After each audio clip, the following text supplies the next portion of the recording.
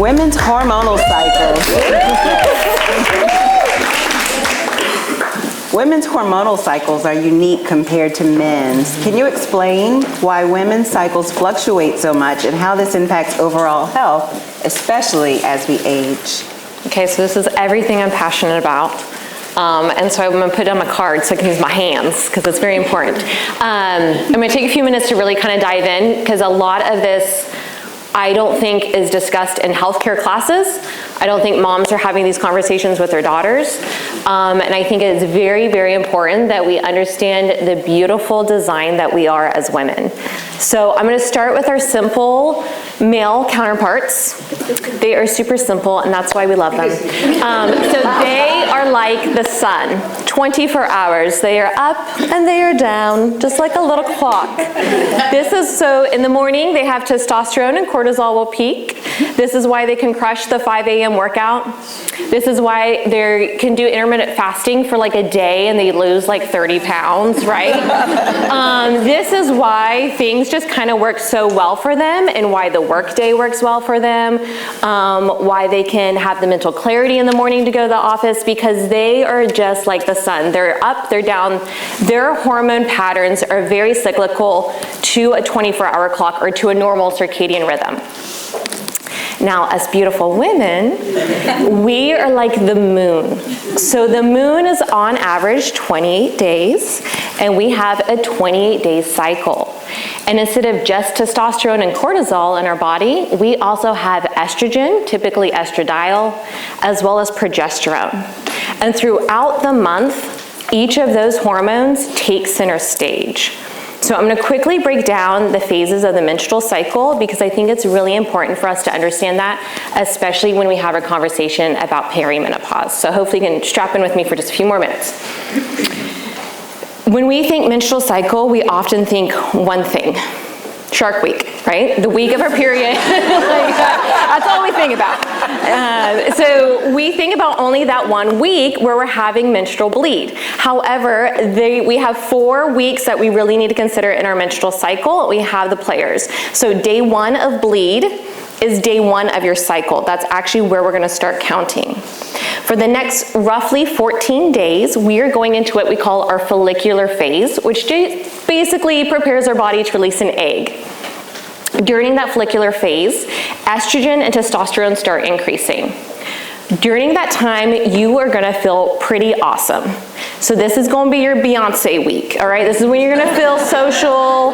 This is when you're strutting into the PTA with your high heels. This is like when you're feeling really, really good.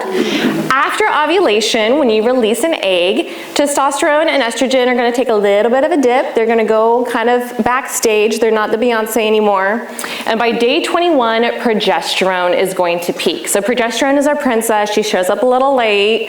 She's a little bit of diva, but she is also our Netflix and chill hormone. So this is when we want the sweatpants and we want to just kind of hang out, sleep in. This is going to be our hormone of calm, relaxation, deep sleep. And so as you can see, and that's just 1 month. So then progesterone, if you don't have an egg that gets fertilized and implanted, then your uterine lining is going to strip off. You start your cycle and you start all over again. So as you can see, this is what we call normal. 3 different hormones. There's a lot of other hormones. 3 main players all throughout the month. And this is what normally happens. So literally every single day, a little bit of your hormone is changing, a little bit more estrogen, a little bit less testosterone, a little bit more progesterone. So as this is all fluctuating throughout the month, you can see why it's so challenging for us to use a male model of medicine, a 24-hour clock, to our very rhythmic bodies, our bodies that are constantly changing every single day. And now we add in perimenopause, and the whole thing goes out the door. So it happens during during that time, now we have rapid hormone fluctuations. It is not following this normal pattern. Estrogen is up, estrogen is down, progesterone has left the group chat. We don't know where she's at. Now we have the rage is setting in. We are no longer calm, cool, and collected. And if my husband chews that cereal that loudly, again, I'm probably gonna stop, right? Like that is how you are feeling, because all of these hormones are gone. Like they are here, they are there. And so this is why it can be really challenging for us as women to feel like, why can't I get a grip? Why is it happening? Because there's literally a biological issue is happening to you. So it is not in your head, it is biology. And this is why I'm a huge advocate for having women included in studies, because for a very long time we were excluded from most of the medication studies. Most studies, women were excluded because they could not control for our cycles. They found it to be a co-founding issue. They couldn't control for it, so they excluded women entirely from studies.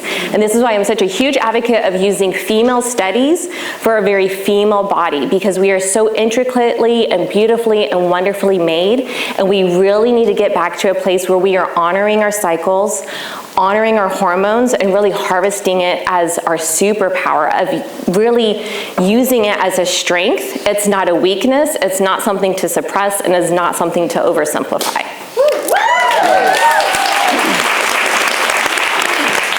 Yes, Dr. Roeder, you spoke briefly about the changes that occur in perimenopause. Many women feel like they've lost control of their bodies during this time. Hormones, mood swings, unexplained weight gain. How can we cut through the noise and begin to feel like ourselves again without feeling stressed or confused? So, I mean, really, if I had a dime for every time a person said, I don't feel like myself anymore, like, it's tough, because it's a real issue, and I think now we're having a lot more conversations about it. I think in the past, it was always kind of dismissed, or it was like, oh, it's in your head, or, you know, it's just a normal part of aging, and I'm glad that we're finally having open conversations about perimenopause and the changes that are really happening. They happen very subtly, and that is part of the problem too. We live in a society where we're really kind of what we talked about earlier about the hustle culture, right? It's about pushing, it's about ignoring the signals, it's about I don't have time for that, or you know, the media's moms don't take sick days, right? Like it's about kind of drowning out those body signals. And when we can't drown them out in our head anymore, then sometimes we numb them out.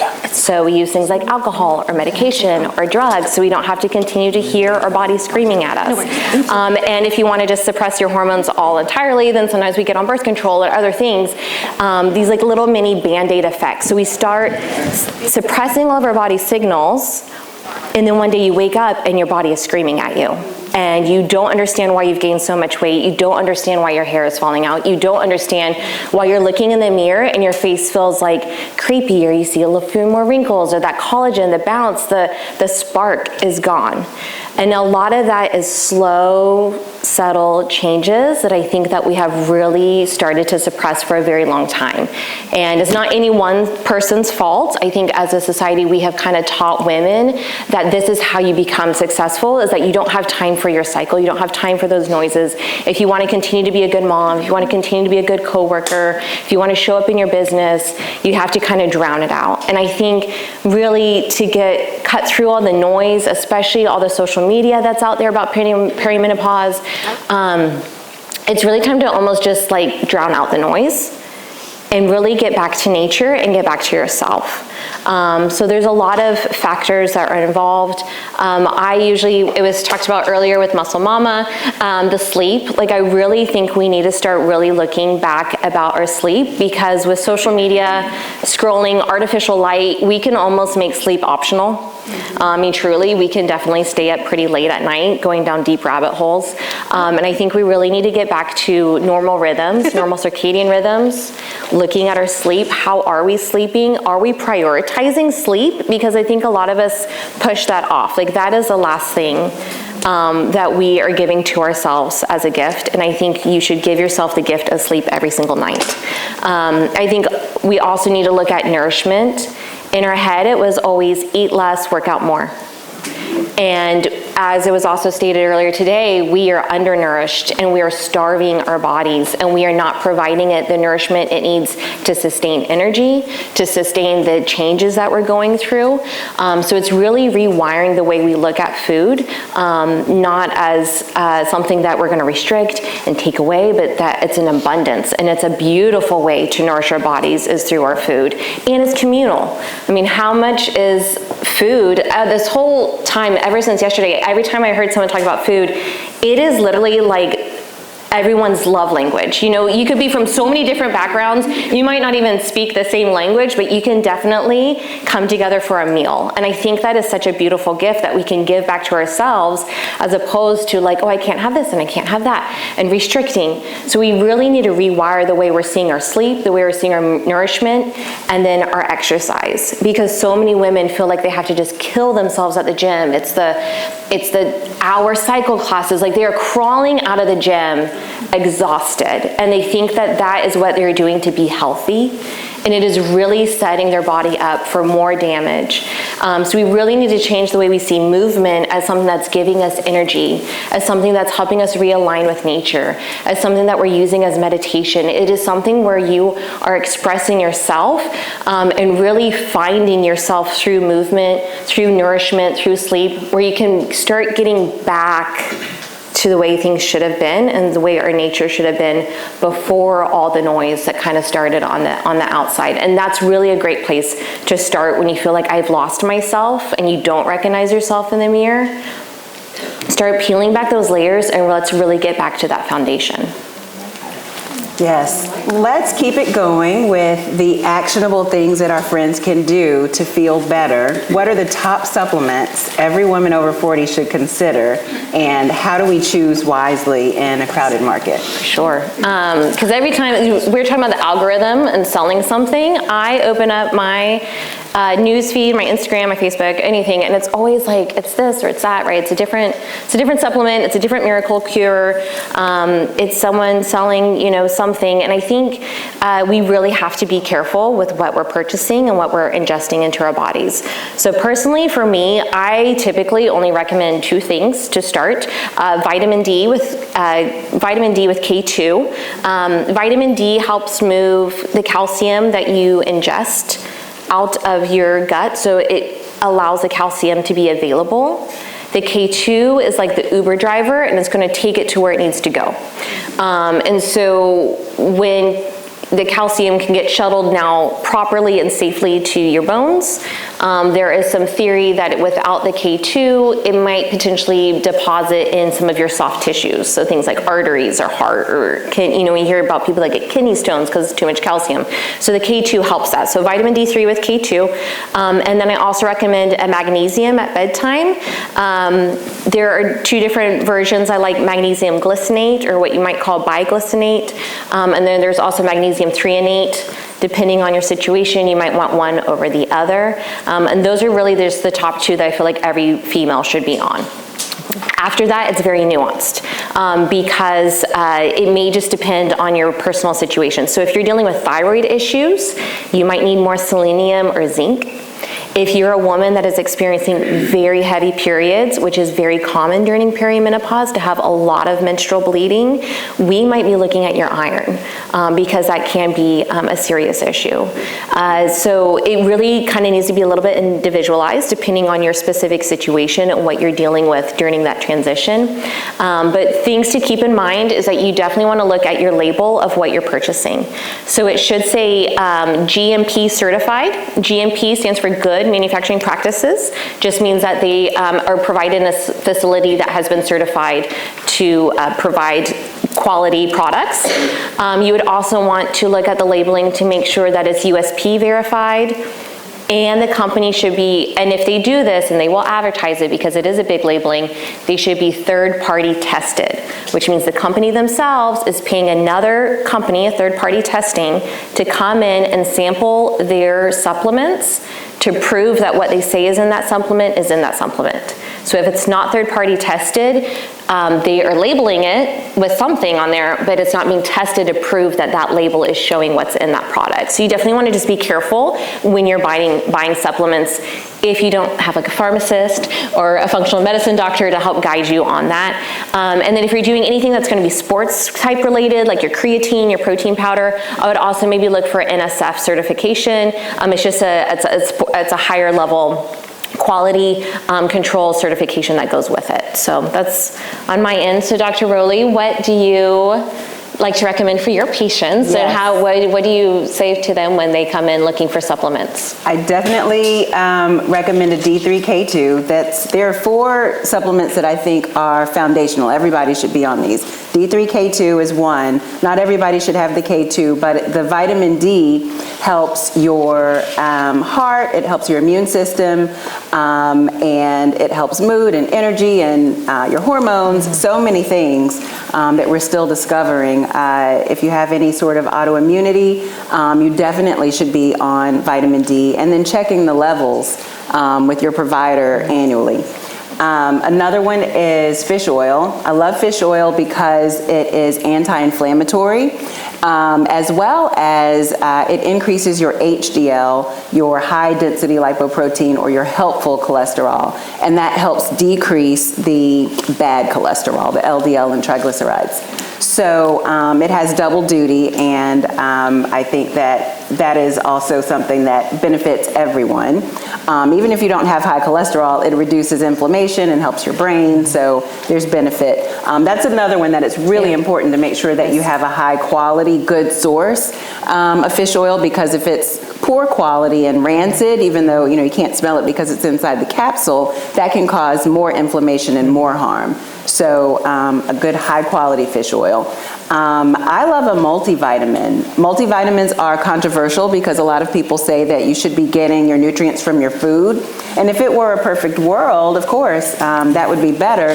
But the way that our U.S. farming system has gone over the past couple generations, most of the food, even organic food, is depleted of all of the nutrients that we once had.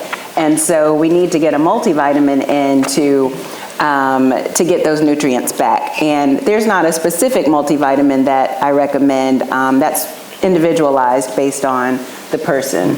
And the last one is a probiotic. I think that the gut is just so important, so foundational to our health, and putting in that good bacteria and increasing the diversity of bacteria in our gut with a good probiotic helps keep our whole system, our whole body healthy. So on that same note, Dr. Rowley, gut health is often called the second brain. How does the state of our gut impact our whole body?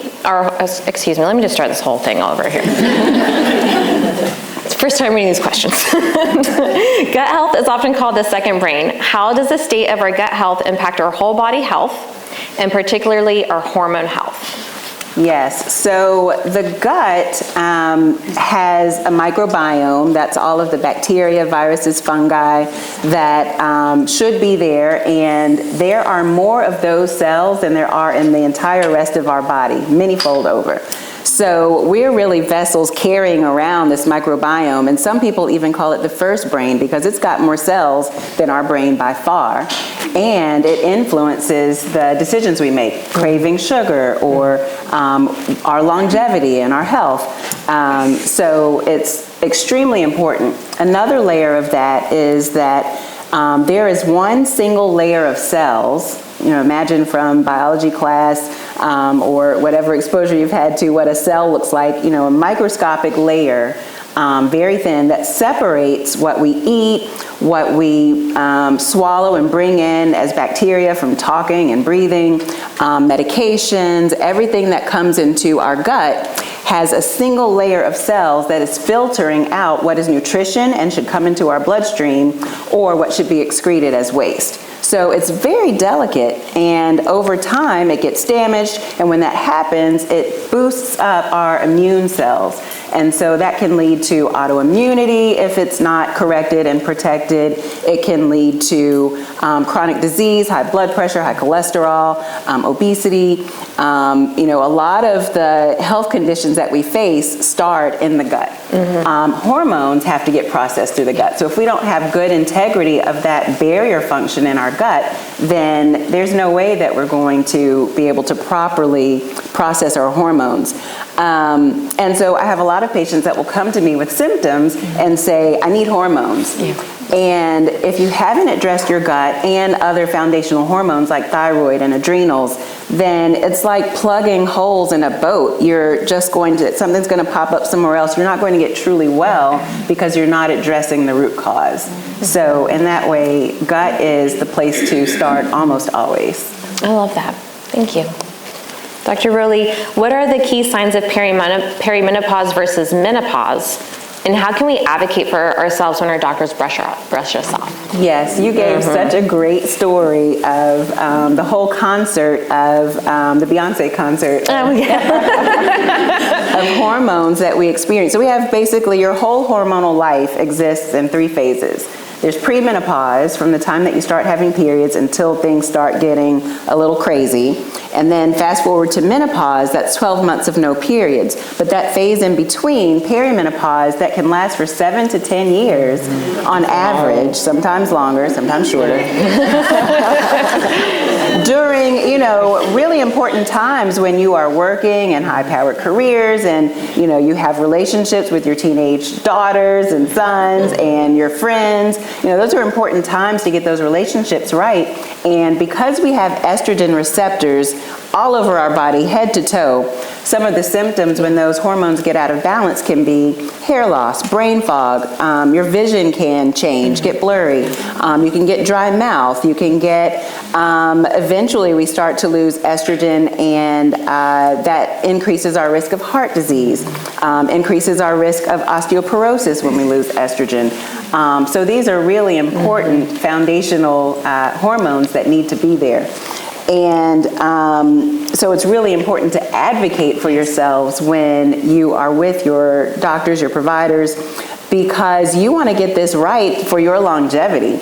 And things that help you know that when you're having these symptoms, hair loss and vision changes and weight gain around the midsection, of course hot flashes and night sweats, if they're not asking, would you like for us to draw a hormone panel, you should ask. And that's a way that you can advocate for yourself. Bring it up if they haven't. Tell them about the symptoms so you can get some relief. And if you feel like you're not being taken seriously, find another provider. Yes. That's the way you advocate for yourself. Sometimes it's not just that easy. Who are you going to go to?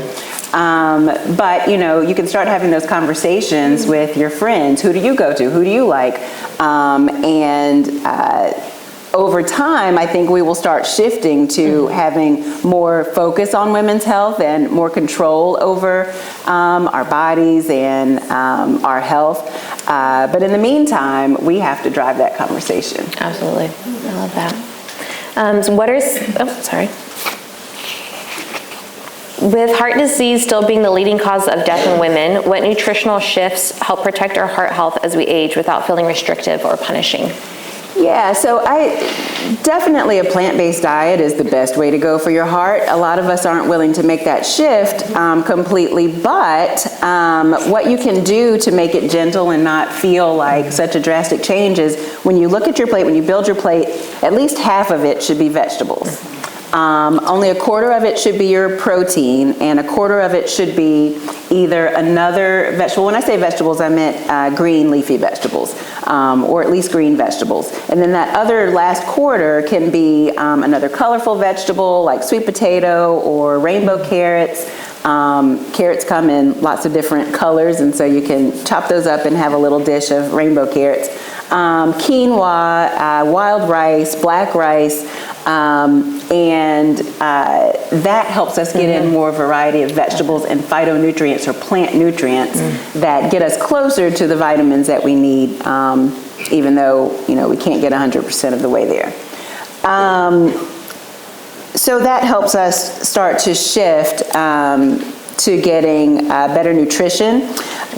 We can also protect our heart with hormone replacement. Estrogen is very protective. It keeps our HDL high. And so it's really important to make sure that we address that before we totally lose estrogen, and then our risk of heart disease goes up exponentially. And so we have so many women who are afraid of hormones because of possible breast cancer risk, maybe afraid of COVID, afraid of all these other things. But the number one, the leading cause of mortality in women and men in this country is heart disease by far. That's what we need to be afraid of. Yeah, for sure. So on that note, I'm going to just go ahead and lead into that because this is a great chance for us to bring this up. Fact versus fear. What should women know about hormone replacement therapy, and how can we make empowered decisions? Yeah. So the fear of hormone replacement came from the Women's Health Initiative in the early 90s, where they found that there was a slight increase of risk in breast cancer with the combination of Premarin and progestins.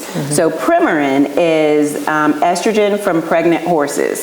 So the name came from pregnant mare, Premarin. And then the progesterone that they were using, or progestin, is a synthetic version of progesterone. So it's not exactly the same molecule.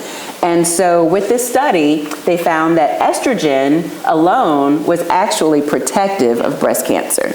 But it was the combination of Premarin and synthetic progesterone that gave an increased risk. And it was a very minimal risk. It's not nearly as high as the risk of heart disease when our estrogen drops after age 65, around age 65. But no one was talking about that. And so even the lead researcher on that study said during the time that this media fiasco was happening in the early 90s that a lot of people were going to miss out on the benefits of hormone replacement because of the media hype about this increased risk of cancer.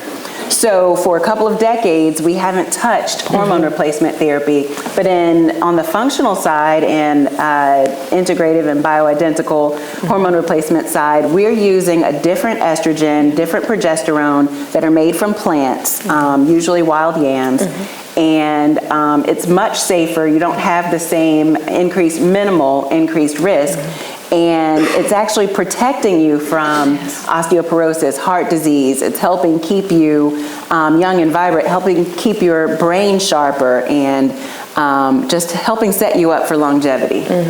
Absolutely. I completely agree with that. I think understanding the type of hormone replacement therapy is very important. I think that wording, because for some providers, they will consider birth control or an IUD hormone, because it's a hormone that they're giving you. They'll consider that hormone replacement therapy. So understanding what your options are and asking to review all the options. So as Dr. Rowley so eloquently put it, bioidentical hormone replacement therapy is literally using something that's identical, so biology, your body, identical. So I kind of like to use the analogy, if someone that maybe has thyroid issues, you give them a thyroid replacement. So they're no longer making a thyroid hormone, and you give them levothyroxine, which is the thyroid that they're not making anymore. So you're replacing what their body is naturally not making. It's identical to their body. Same with bioidentical hormones. So progesterone, not medroxyprogestin, not norethindrone, but progesterone, or estradiol, or testosterone, that is exactly what your body is making. Your receptors are designed to lock and key those. So you're gonna have the same effect.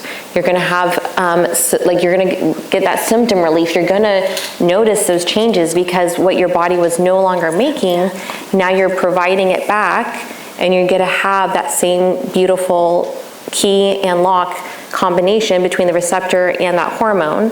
Sometimes when you use non-bioidentical, so synthetic products, they may bind, but not in a beautiful way. They can give you different effects. They can cause side effects. And so that is why we're really big. I know that you use the bioidentical hormones, and it's just really important to understand the differences. So this way you can also continue to advocate for yourself, that it's not just one option. You can make sure that you're asking for what are all my options, or none at all. I mean, if you really are passionate that you don't want to start hormone replacement therapy, what are some other holistic options that you can have? But I definitely think protecting ourselves, I mean, let's just be honest, we are outliving our male counterparts. but we are having a worse quality of life. So get yourself a good girlfriend, because she's going to last longer than your husband. First of all. But also, know what you're doing today. If you are 40, if you are 50, if you are 60, this is the time to have those conversations and initiate that therapy, not when you're 80 years old and you're having those difficult symptoms. You're really, like, you're frail, you have osteoporosis, you have all these issues. That is a very challenging time, because there is a window to introduce bioidentical hormone replacement therapy. Usually it's within 10 years of being officially menopausal. So there's usually a window where the risk versus benefit is there. So if you are starting to think about it, this is a great time to educate yourself and start having those conversations and really advocate that you're going to get the best quality care that you deserve. Yes. So we have a lot of questions that came through. Yeah, okay. Can we do like the last 8 minutes of rapid fire questions, or what do you prefer? You tell us. I'd rather questions. Okay, perfect. Because then I feel like I'm like, oh my God, I'm like, the questions are like, ah. Okay, so let's do it. This is a great one. Yeah. I notice many hormone issues aren't covered by insurance. If that's the case, what options do women have to manage their health, and what care do they need when the treatment can be so expensive? Right. So you might be able to speak to whether HSA and FSA are payment options on the pharmacy side. Certainly in our functional medicine clinic, your health spending account and your flexible spending account can be used for all of our services, any labs and supplements. So anything from our clinic can go that way. We also give our patients, in terms of the services, not the actual hormone replacement, we give our patients a super bill, which is a detailed invoice of the visit that you can submit to insurance on your own. And we have a lot of patients who are doing that and getting reimbursement. We also have payment plans through memberships and care credit and Affirmed. So we really meet people where they are. That shouldn't be the barrier to treatment on our side. And there are some commercial, so compounding is where it's made at a compounding pharmacy, where they actually are making the hormone replacement therapy. And then there's what's called commercially available products. That is essentially what you're going to get at like your CVS, your Walgreens, right? So it's made by a manufacturer, like Teva or Mylan. Like, they are producing these products. So there are a few commercially available bioidentical hormone replacement therapies. So like the estradiol patch, the elestrin gel, there's some estradiol sprays that are available. Those are commercially available, and sometimes your insurance, your prescription insurance will pay for those because they are commercially available. Also, micronized progesterone comes as what's generically called, so the brand name is Prometrium. It's now available commercially as just progesterone generic. Just a caveat, it is made in peanut oil, so some women have sensitivity to peanuts, so that it may not be the best fit for you, and they only come in 100 and 200 milligrams. So sometimes the dose isn't quite right. And then we are looking at compounding, which again, if you're willing to do the work and you really want to get it covered, I would start with your prescription insurance provider, call the 800 number, say that you are interested in getting a compounded product. They may be contracted with a compounding pharmacy.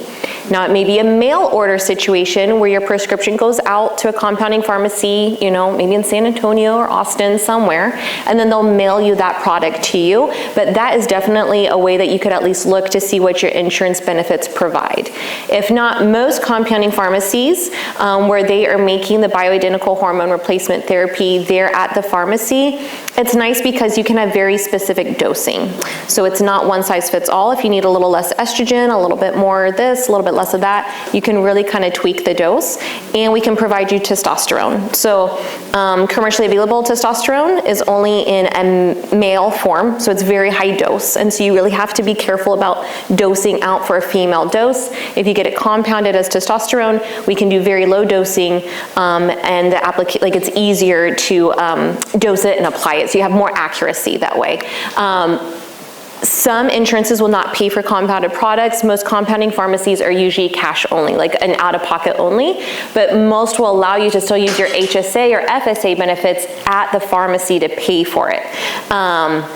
So just make sure you keep your receipt, your records, like you're supposed to do. If your insurance will reimburse you, a lot of pharmacies will also give you an itemized statement showing what was in the compound, and you can submit that to your insurance for reimbursement.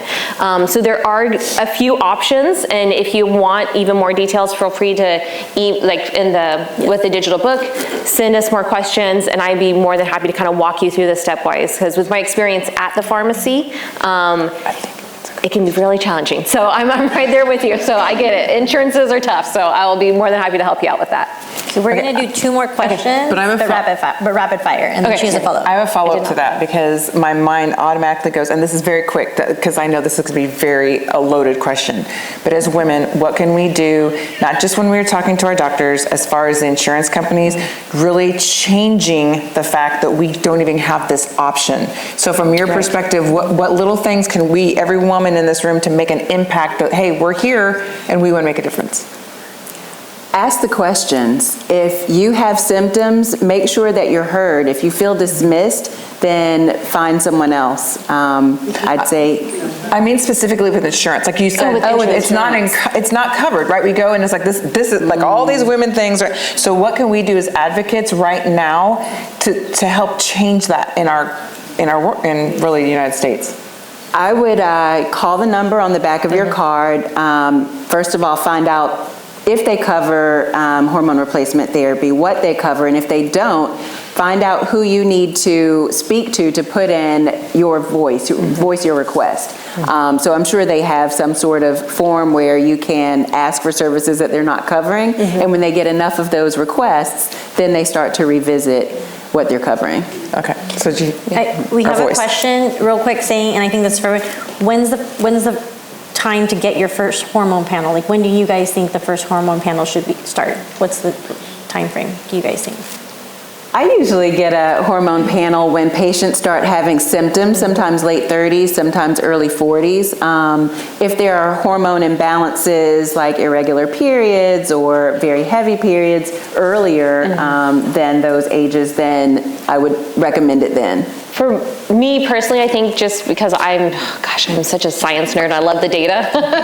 I would really love to see a female in her 20s, because then we're looking at fertility potentially, and then into her 30s, right? So when we talked about, this normal hormone rhythm, like this is normal, right? This is what your 28-day cycle should look like. I really like having a baseline.